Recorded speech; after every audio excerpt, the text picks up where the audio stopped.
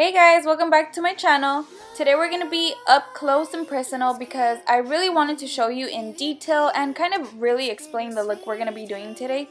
I have a feeling it's going to come out really nice and I want to make sure that you guys get a really good idea on how to do it.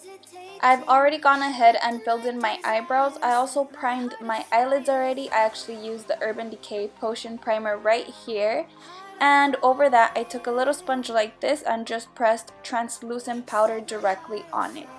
This is going to help create a perfect canvas that I can apply any color on, and it will show up really well. Also, this will ensure that my shadow stays in place throughout the whole day, and it's especially really good for oily eyelids. This should prevent your eyeshadow from separating and kind of just getting that oily crease. For my transition color, I'm going to be using the third color on the second row of this palette, and I will just be applying and blending it on my crease. One very important factor in beautiful eyeshadow is the blending, of course. You want to make sure that it looks gradient, and a very easy way to do that is to start with the light color and build it up with a slightly darker color each and every time. When you have determined what color you would like to use on your crease, which color will work for your transition, you will be applying it right on this area, and as you can see, it's a very natural light color, but that's perfect. That's exactly what you need. You should be able to see that this color is just one tone or one step darker than the lid color, and the lid color will remain on our brow bone. So that means that this transition color is right between the color on our brow bone and then the color that we will be using next, which should be at least a tone darker. So I'm doing circular motions here and dragging it across, kind of like a rainbow, starting right here and ending right over here. And I'm actually taking this color above my crease. You can see my crease is right here. And when I use the brush, I'm actually using it right above the crease because I know I'm going to be using darker and deeper tones directly in my crease to build depth. For this part, I am working with a fluffier brush because I do want the product distributed through a larger area, but it is important to move on to a smaller brush when you want to do more detailed work.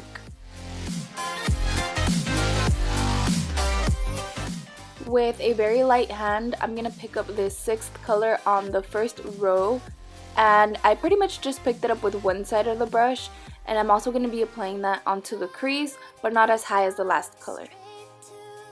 You're still going to want to work it in circular motions and back and forth because you want the best blend as always, and this is the color that's going to transition from the last color onto an even darker color.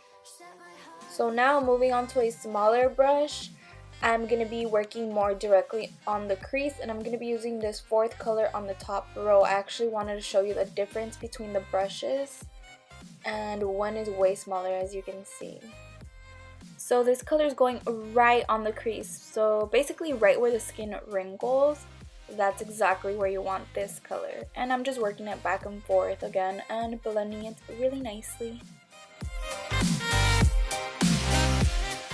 By this point, you should already start to see kind of the ombre effect on your eyes with the colors you've been using and the level of deep or darkness. One thing that helps me keep my brush right on the crease is basically the feeling of my eyeball.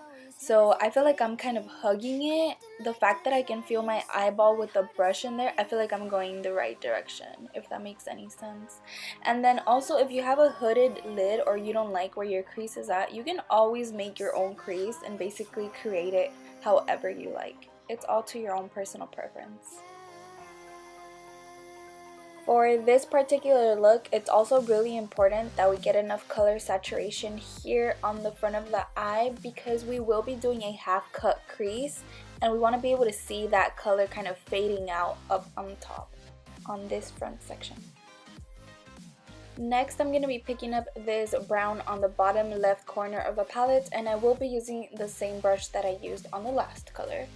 I went in with a very light hand, as you can see. Anytime I use black or brown or any dark color, I like to start very lightly and build it up.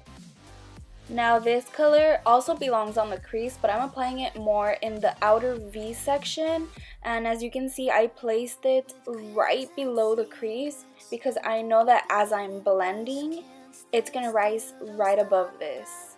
So place it here and then blend it, and slowly it kind of just rises up onto the crease.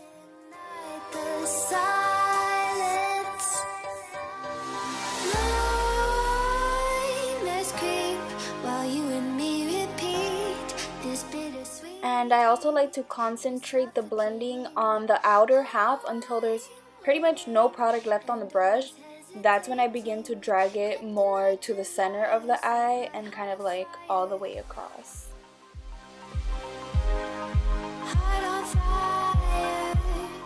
I do feel that circular motions help rise the product higher more than if I were just going back and forth with the brush. So with a little more product, I am filling in that corner that is the outer V. As you can see here, I'm just dragging it from the outer corner and just kind of towards the lash line.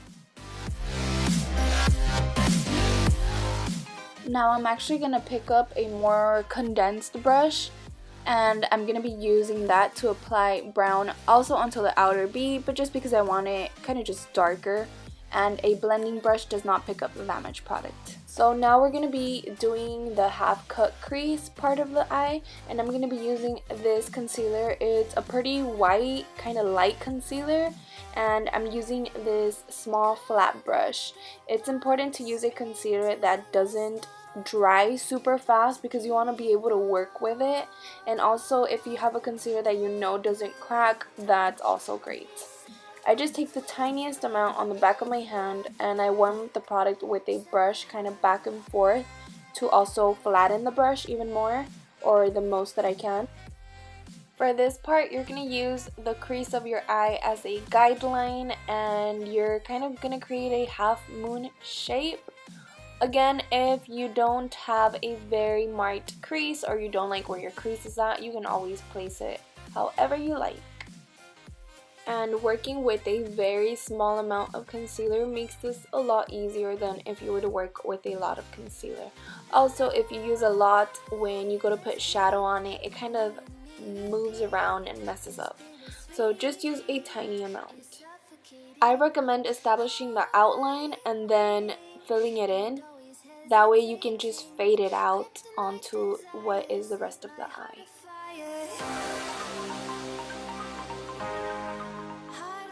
Before applying the concealer onto the other eye, I'm gonna go straight to applying eyeshadow over this, and for the fun part, I'll be using the DESI KATY collection, the girls palette right here.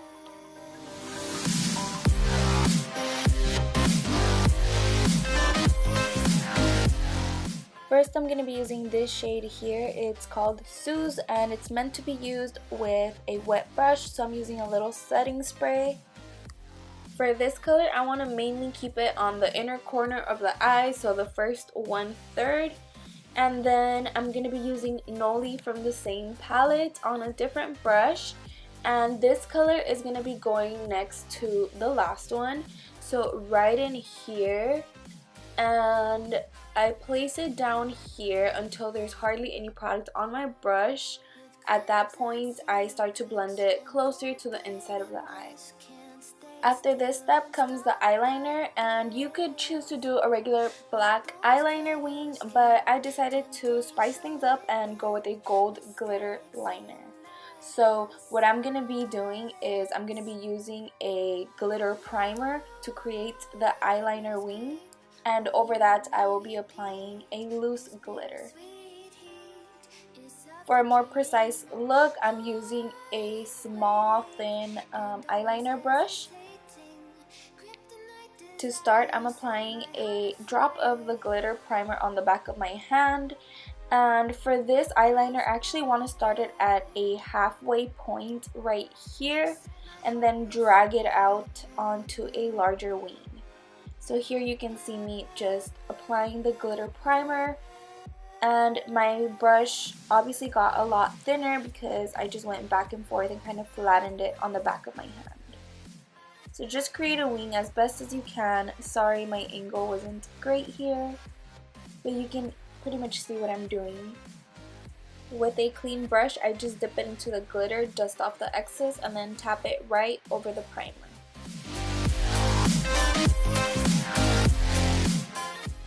Now I take a tiny amount of the primer and apply it on my tear duct, and over that I will be applying a little bit of glitter as well.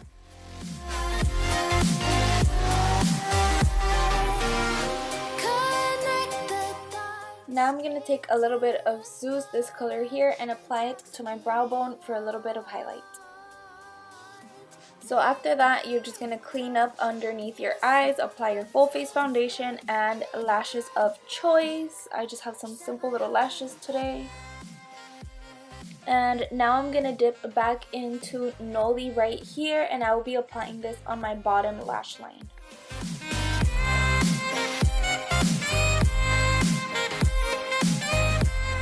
Finally, I'm applying mascara to my bottom lashes, but you can't see that because I'm out of the frame, obviously. And there you have it. The look is complete. What do you guys think? I honestly, truly, really loved this look, and I got a ton of compliments. So I hope you guys give it a try. And if you do, go ahead and post a selfie and tag me. I'm going to start featuring people's selfies on my videos, so if you want to be featured, make sure to tag me on DEVIXENDREAM, either Instagram, Twitter, whatever you have.